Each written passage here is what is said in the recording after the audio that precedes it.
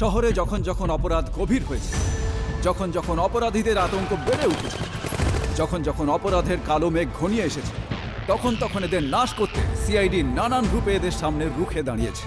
নতুন যুগের এই নতুন অপরাধের ওপর কড়া প্রহার, একদম নতুন কৌশলে সিআইডি স্কোয়াড সর্বদা এক পা এগিয়ে। সোনি ইয়েতে।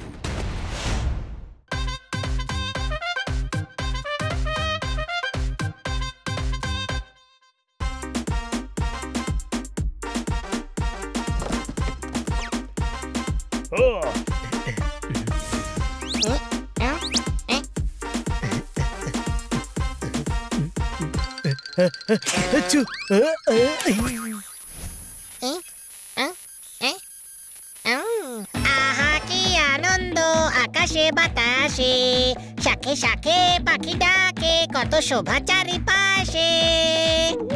জোরদার লাইট অফ কর।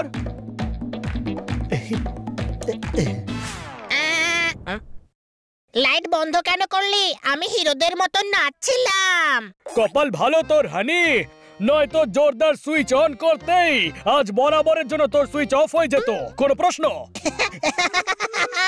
আমি কোনো টয় নাকি যে আমার সুইচ অফ হয়ে যাবে?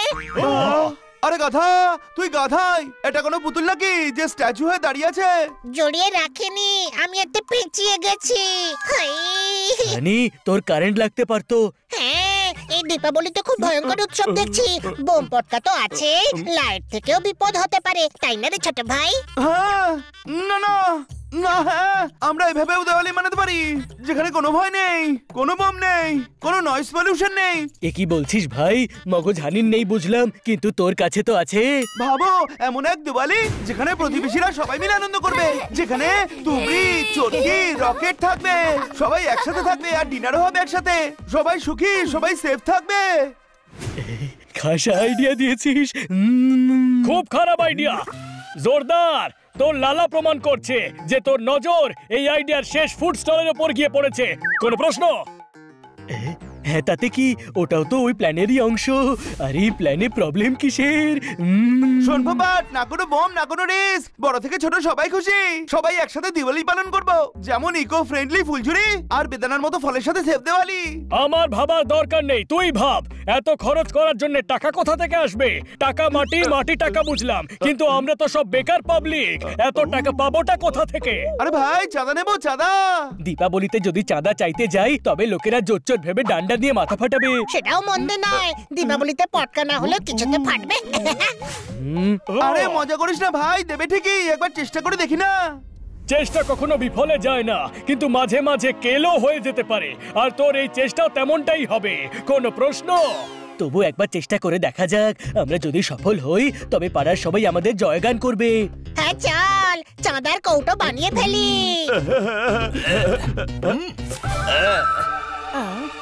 এই ভিখারি, দীপাবলিতেও চাঁদা তুলবি?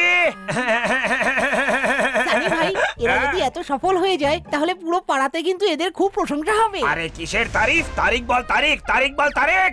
কিন্তু দীপাবলির তারিখটা এদের সারা জীবন মনে থাকবে। পালন করবে সেফ দীপাবলি। এবার সানি দীপাবলিতে এদের সবাইকে দেবে বলি। দীপাবলির চাঁদা। আমার বাগানে ফুটেছে নানা রঙের গাঁদা, দীপাবলিতে কে আবার চায় চাঁদা? আপনি জীবনে অনেক দীপাবলি দেখে থাকবেন, কিন্তু এই দীপাবলি এমন হবে যে আপনার শ্বাসনালী আটকে যাওয়া পর্যন্ত মনে থাকবে। কোনো প্রশ্ন? কি? খানু সাহেব, পোপাটের চিন্তা ভাবনা ঠিকই, কিন্তু কথাগুলো ভুল বলেছে। একবার ভাবুন, সব প্রতিবেশীরা একসঙ্গে দিওয়ালি পালন করছে, সঙ্গে আতশবাজির মজা নিচ্ছে, একসঙ্গে সবাই ডিনার করছে। আমরা, আপনারা খান না সাহেব।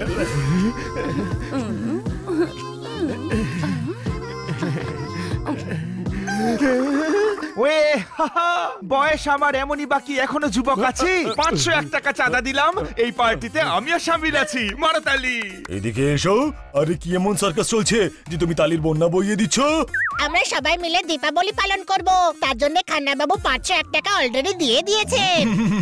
দীপাবলির পার্টি? হ্যাঁ, আতশবাজি ফ্রি, খাবার ফ্রি, মজা ফ্রি, আনন্দ ফ্রি। কোনো প্রশ্ন? দিন দিন চাঁদা দিন। বাস 101। আরে 501 তো দিন। এদিকে এসো, চাঁদা চাইছো নাকি হপ্তা চাইছো? মানুষের সামর্থ্যে যতটা কুলোবে মানুষ তো ততটাই দেবে নাকি? আর শোনো, ফুলকো লুচি অবশ্যই বানাবে। ওই দেখো পাড়ার আরো লোক আছে, ওদের বলো দেখি। Thank you, thank you, thank you, thank you, thank you.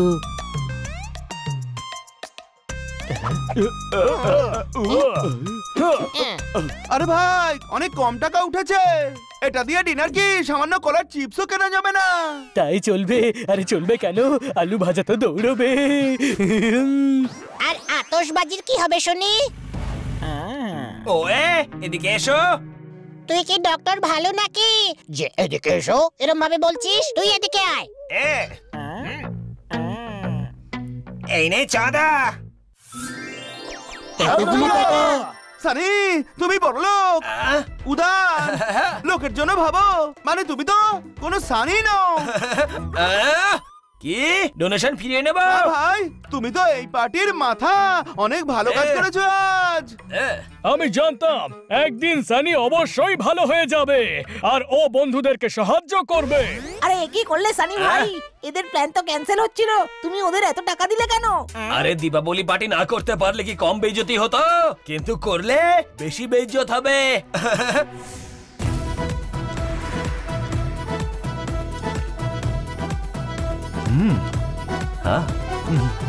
সত্যি খুব সুন্দর হয়েছে আজকের এই ডেকোরেশন। খুব ভালো অ্যারেঞ্জমেন্ট পার্টির। ওয়াও, সত্যি তোমরা খুব ভালো কাজ করেছো। তোতারাম, রসগোল্লা খা, দারুণ টেস্টি। আমি চেখে দেখেছি। হ্যাঁ ভাই, যদি সবার খাবার তুই চেখে চেখে দেখিস তবে অর্ধেক তো তুই সাবার করে দিবি। ভাই, সায়েন্টিস্ট রিসার্চ করছে ভাই যে জোরদারের এইটুকু বডিতে এত খাবার যায় না কোথায়।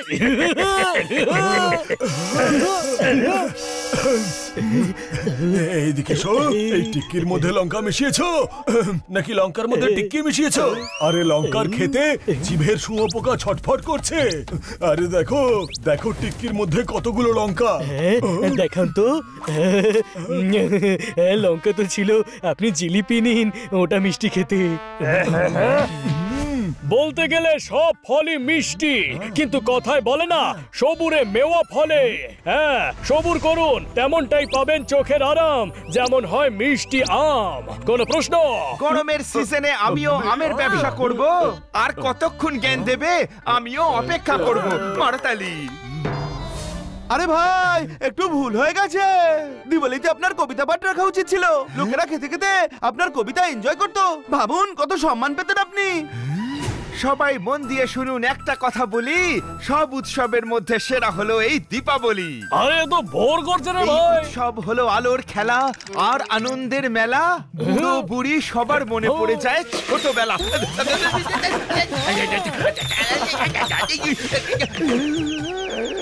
দেখলেন?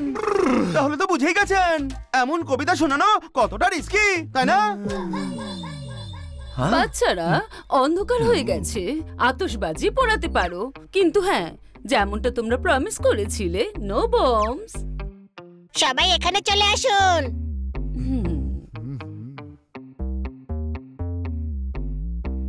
পাড়ার হিরো হতে চাও তো? এবার দেখবো এদের bomb free save Deepavali with lots of free bombs. ছোট ভাই, শুরু কর।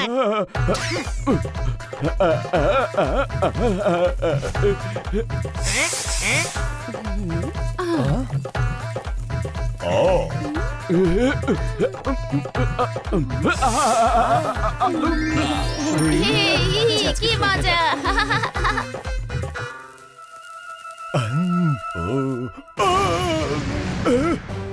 এদিকে এসো, এই নয়েজ ফ্রি দীপাবলিতে এই বোম কোত্থেকে এলো?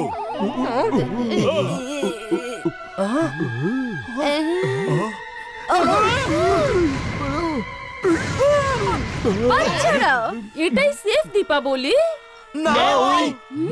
না আবার কি? এ তোমাদেরই কীর্তি। ভালো কথা নয়, মোটেও ভালো কথা নয়। সবার কাছে সেফ দীপাবলির নাম করে চাঁদা নিয়েছো আর সেই টাকাতে বোম কিনে ফাটাচ্ছো। এটা অন্য কেউ করছে।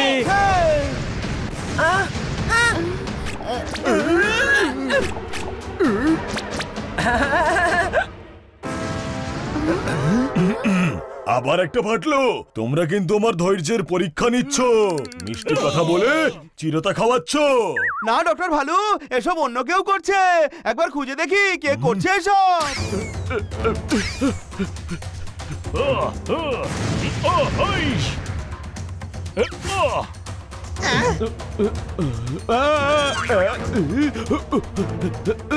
এই দেখুন, কে ধূপকাঠির সাথে এই বোমটা লাগিয়ে রেখেছিল, আর এগুলো বিভিন্ন জায়গায় রেখে দিয়েছে, যেগুলো কিছুক্ষণ পর পর ফাটছে। কে করেছে এসব? ওয়ে, এবার টের পেয়েছিস তো?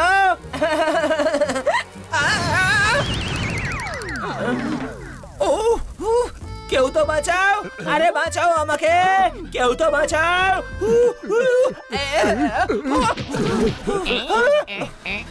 জল ঢালো। আরে কথা, লেজে জল দিতে হতো। কি করলেন সানি ভাই? বোমের উপর কেন দাঁড়িয়েছিলেন? আপনি তো নিজেই জানতেন এদের সেফ দীপাবলির প্ল্যান ফেল করতে আপনি বোম কোথায় লাগিয়েছিলেন? সরি,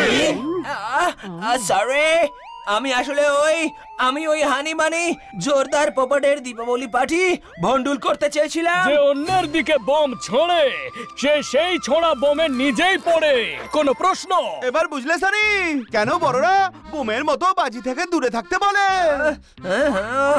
এর কথা জানি না, কিন্তু আমি ঠিক বুঝে গেছি যে সাংঘাতিক বাজিতে লেজ পুড়ে যায়। কিন্তু ছোট ভাই, যাদের লেজ থাকে না তাদের বাজি পোড়াতে কেন মানা করে? এদিকে এসো। যদি তোমাকে বোঝাবার চেষ্টাও করা হয়, তবুও বুদ্ধির সাগর থেকে এক ফোঁটা তোমার মগজের চোরাবালিতে প্রবেশ করবে না। তাই এখানেই ইতি দাও আর আনন্দ করতে থাকো। যাক, ভালোই হলো, কোনো বড় অঘটন ঘটেনি।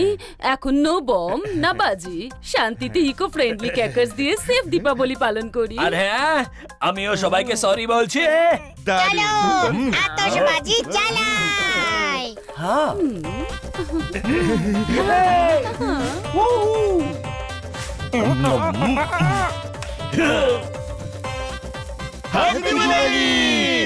এক মিনিট। Happy safe Diwali.